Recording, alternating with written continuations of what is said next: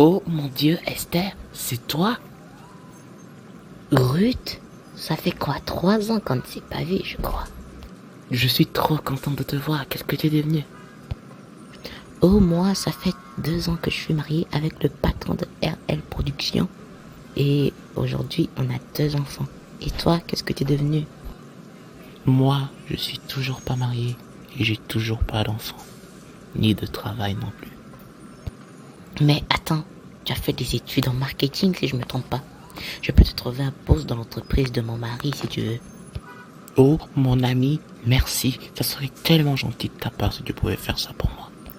Oh mon Dieu, aujourd'hui Ruth a tellement d'argent et elle est mariée avec le patron de RL Productions, la plus grande entreprise. Quelle chance! J'aurais dû être à sa place. J'avais toujours des meilleures notes qu'elle à l'école. Pourquoi elle? En plus, moi, je crois en Dieu, je suis chrétienne, je vais à l'église tous les jours. Dieu, pourquoi m'as-tu abandonné? Maintenant, je suis fatigué. Si Dieu ne peut plus me bénir, j'irai moi-même chercher ma bénédiction.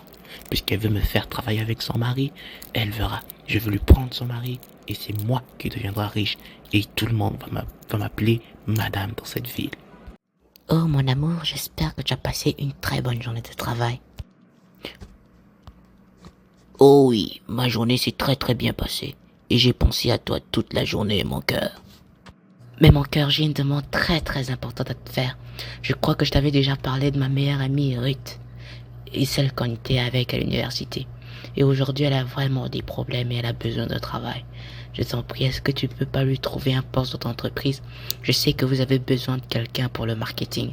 Et elle est très bonne en ça. Tu sais bien que je peux rien te refuser. Dis-la de venir demain dans mon entreprise et elle aura l'entretien. Et je veux voir si elle est vraiment capable de travailler avec moi. Oh, merci, merci beaucoup, mon cœur. Bonjour Ruth, ma femme m'a beaucoup parlé de toi. J'ai vu tes dossiers et je trouve que tu es une très très bonne travailleuse. C'est pour cela que je veux te prendre au début pour un stage et après on verra si tu es bonne pour ce poste. Et ensuite, tu pourras devenir directrice adjointe dans le marketing de l'entreprise. Merci, merci beaucoup, patron. Je vous promets que je ferai un très très bon travail dans votre entreprise. Maman, viens danser avec moi, viens danser avec moi. Ma fille, c'est en quelle occasion? Tu te rappelles de Ruth que j'avais rencontrée? J'ai eu un stage payant dans l'entreprise de son mari et ça se peut que je puisse devenir directrice adjointe. Oh ma fille, je savais qu'un jour tu allais me faire sortir de la pauvreté. Bon maman, je vais voir tantine Linda pour lui annoncer la bonne nouvelle. Ma fille, je t'ai toujours dit de faire attention avec ta tante. Elle est souvent avec des marabouts, donc fais très attention quand tu vas la voir. Ne t'inquiète pas maman, je vais revenir. Moi je veux juste aller chez tantine Linda pour pouvoir parler avec l'un de ses marabouts et ainsi pouvoir prendre ce Isaac. Il est tellement beau et surtout tellement riche.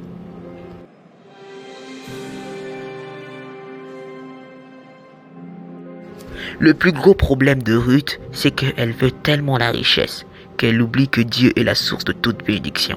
Ruth était avant une femme chrétienne qui craignait Dieu et qui allait à l'église tout le temps. Mais sa foi était juste basée sur les croyances des bénédictions que Dieu pouvait lui apporter.